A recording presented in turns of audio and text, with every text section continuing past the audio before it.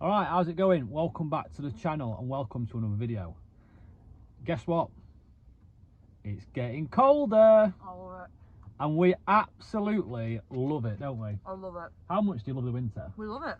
Like, Unpopular opinion, I agree, but we love it. yeah. Snowy, the colder, the better. We love it. Well, I'm not quite sure why we are thinking about going to Australia. I But don't. we do love the I was thinking winter. that. Yeah, we do love the winter, don't we? Yeah. I think you can be so much more comfortable in the van at winter. Oh, yeah. Like, you can, can't you? Yeah. When it's hot, it's great, but you have to be somewhere enjoyable. You have to be on the beach. You have to be like near the beach or something, don't you really? Or somewhere where you can feel more comfortable. But in the cold, you can kind of be anywhere. Oh, and I just love like the autumn. Yeah, we do love it. I like when I can put my layers on, Yeah, put the layers on, get the scarf on, get the diesel heater on. put Which? the diesel heater on. You just dropped the big D. No! So, I thought, it's getting colder. The heat waves and all that shit is gone, thank God. Thank frick, yeah. So, why not do a little video on one of the best pieces of kit, I think, that we have actually had and got in this van. Do you agree? Chinese diesel heater. I think it's one of the best bits of kit that we've had in the van. We've had it for, what, best part of 2 years? Yep. Best part of 2 years. And it's never gone wrong once. And it's, I was frightened at first, wasn't I? yeah, Loz was a bit sceptical at first, thought it was gonna but blow us up. when we were building the van, like 2 years ago now, like other sort of heating systems were hundreds and hundreds of pounds, weren't they? Yeah, they were, yeah. And it was just not in the budget to put something that expensive No. in the van for heating. But we knew we needed heating. I knew we needed it. Well, can you imagine if we were in Austria? Oh God, like some of the Can't be places any we've much been around to, it. Austria and Germany in the wintertime, it's just, I think it's undoable if you've got heating in the van. So yeah, going to talk to you a little bit about our diesel heater. Going to show you it, going to show you turning it on, how noisy it is, look at the install on it, and just, yeah. And hopefully, if you're thinking about putting one in your van, well, I told you our honest opinion and shown you enough about ours for you to make your mind up. So yeah. How much was that? 100 quid? It was £100 for the entire kit.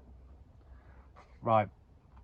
Let's have a look at the diesel heater in the back of the van. Okay? Right, first thing that I'm going to have to do is actually fill it with diesel. I've got a little jerry can with diesel in it. Sometimes we've just been to the petrol station and filled it directly into the tank. But our tank is at the back of the van under the bed. So we've not tapped into our own fuel tank, which you could do. There is an option to do that. I just simply couldn't be bothered when I was building the van. Don't worry about it smelling like fuel in the back of your van. There's no smell whatsoever, really, if I'm honest with you. So let's get it open, fill it with diesel. I'll show you the diesel heater, show you underneath the van because there's a bit of gubbins underneath there to do with the diesel heater, and we'll turn it on and then talk about it from there. Yeah.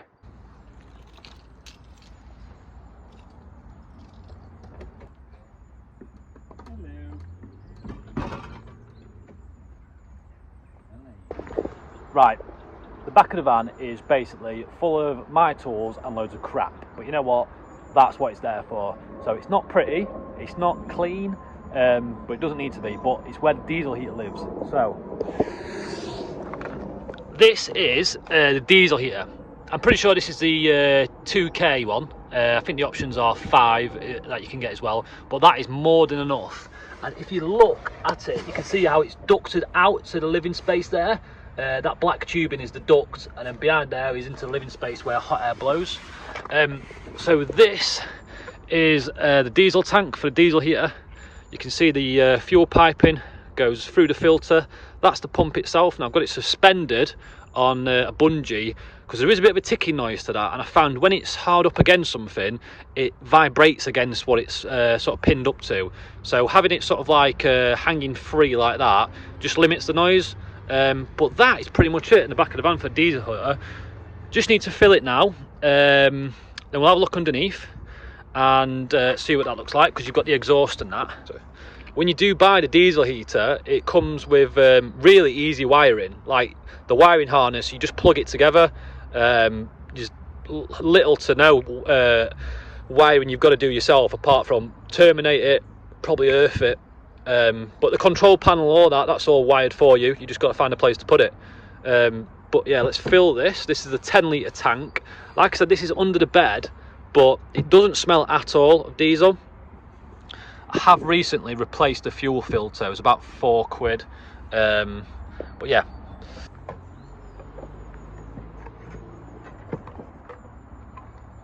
I always carry one of these in the back of the van as well. Emergency fuel, and also emergency fuel for the diesel here, I suppose, as well, not just the van. But yeah, pretty basic. I'd always carry one when you're doing a bit of travelling. But yeah, fill this up.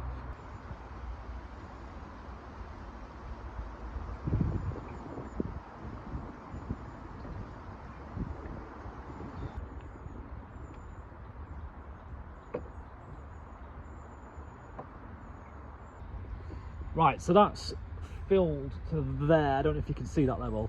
That cost about £4 in the jerry can. Today's prices to fill that tank is probably about £16. If you were to fill it, it's going to last you well over a month, more than a month. They're really good on diesel, but you don't need them on that much, because if your van's insulated in UK wintertime temperatures, you don't need it on a lot at all. So they are quite efficient, really. You know, when you're talking like sub-zero temperatures and you're having it on all night, I think we ran it most of the night in Austria, and it used about 1 litre, 2 litres. Not much at all, really. But yeah, super efficient, 10-litre tank, and it lasts us forever, especially in the UK. Right, this is underneath the van. So above there is where the diesel heater is sat on the floor of the van. And out of it, you've got this air pipe, okay? Then you've got the fuel line. I know I said it starts from the jerry can, from the external fuel tank, but it has to come through the floor. Oh, there's a dog just walking there. Buddy, what are you doing? Right, where were we? Right, so that's the fuel pipe that you saw going through the filter and the pump. It comes out the pump, it goes through here, and it goes into that hole there that you have to cut, and that goes straight into the diesel heater. Then you've got the exhaust for the diesel heater, which is this metal tube here, and you can see that finishes here. Now I've just got that cable tied with some Jubilee clip to the chassis, so it's nothing technical or anything like that, but it works and it's simple. This fuel pipe is protected by this conduit. You can see, I think I maybe bought that externally. You can see I've got some primer where I've had to cut around the van, but yeah, that's everything underneath the van. Really simple, easy to follow. You can't go wrong, really. How noisy is this? So it's not that noisy, but you can hear it outside of the van. If you've got a diesel heater in your van and you walk past another van, you can tell if the diesel heater's on. You can get a silencer to go on the end of that, I believe, but I haven't bothered with that because I'm not bothered. But it's just a little humming noise. It's nothing too loud. Doesn't blow any smoke out or anything like that. Like I said, just a little humming vibration noise that you get from that. But that is everything underneath the van. Sealed the diesel heater down. You can hardly see this here, but I put some fire silicone down around the metal plate that you get in the kit, just to ensure that it's like an airtight seal. But yeah, that's it to the bed of the van, and what you saw underneath is underneath this. Right, the diesel heater's got fuel in the tank. Let's turn it on. I'll show you the two methods that you can use to operate it, the one we've got. I'll show you how noisy it is as well. A lot of people think it might be too noisy to have, but they're not noisy at all. So yeah, let's do Loz's favourite thing.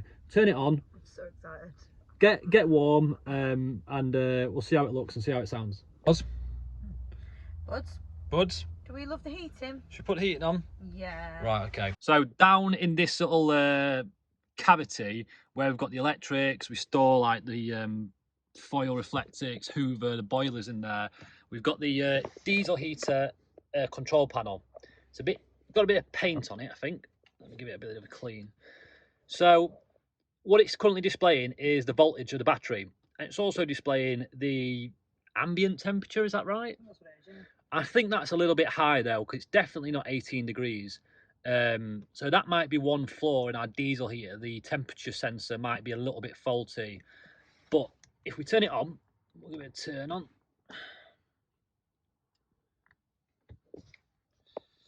You can see it's gone to level 3. Okay, so we usually use it at levels, and you can go from level 1 all the way to level 6. And these little diagrams here show you at what stage the diesel heat is at. So the fan started to turn. I don't even know if you can see that properly there, but the glow plug is starting to warm up. It'd be starting to prime itself and just basically be getting ready to start throwing out heat. Now 6, you're never ever going to use 6. It's so fast and hot, and it blows so much warm air so quickly, you're going to roast in that. So we usually knock it down to level 3. Now, in the past, what we've also done is if you hold the settings button, you can set it to a certain temperature. So it'll go full beans as it tries to reach that temperature, and then it'll drop down and just tick over as it's maintaining that temperature. And see if it gets colder and it needs to pump more heat out, it'll start pumping more heat out again faster and faster until it reaches that temperature, and it'll just tick over again. So I'll put it back to the level because that's how I like to use it, and we'll put it on level 3. So down on the dusty floor down here is where our heating duct is, and already I can feel it blowing out warm air. You can see that 1 or 2 of the blades have snapped, but that's just from wear and tear. But I'm going to put the microphone close to it just as you hear it warming up.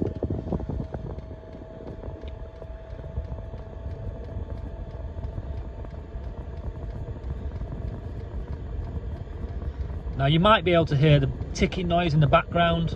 That's the pump working, and then what happens, it starts to level out and it starts to go quieter and quieter, the pump, but continue to push out a decent amount of air.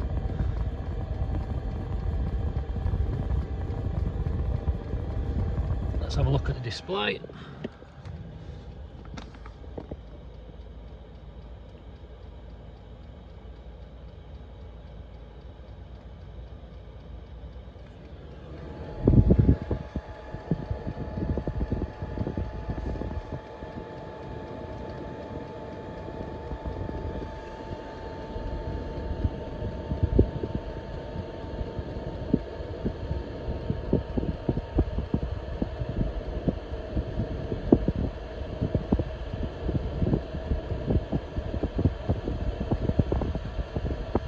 I'm showing you our battery monitor. Now this is a cheap battery monitor off Amazon. I'm not totally convinced at its readings, but I don't think they're far off being accurate. So when you turn the diesel heater on, it's going to start off at about 7-8 amps maybe, I think ours does, and that's the initial pull that it needs to sort of start. Then pretty rapidly it's going to drop down even more to a really low number. You can see we've got other things plugged in at the minute. Lights are on. The diesel heater is now calmed down and it's just gently pushing out air, and it's resting at about 2.5 to 3.5 amps according to this battery monitor, and that is hardly anything at all. You know, if you've got a decent battery bank, you're going to be able to maintain that like forever. You know, that is no draw whatsoever. So if you're into your electrics and you're worried about whether you're going to be able to run this off a leisure battery off grid, yeah, 100% you could run this off a tiny leisure battery, absolutely no dramas. Just ensure you've got a way of charging it back up. But yeah, there's hardly any pull on that whatsoever. You can see our voltage on our battery is a bit low, needs topping up,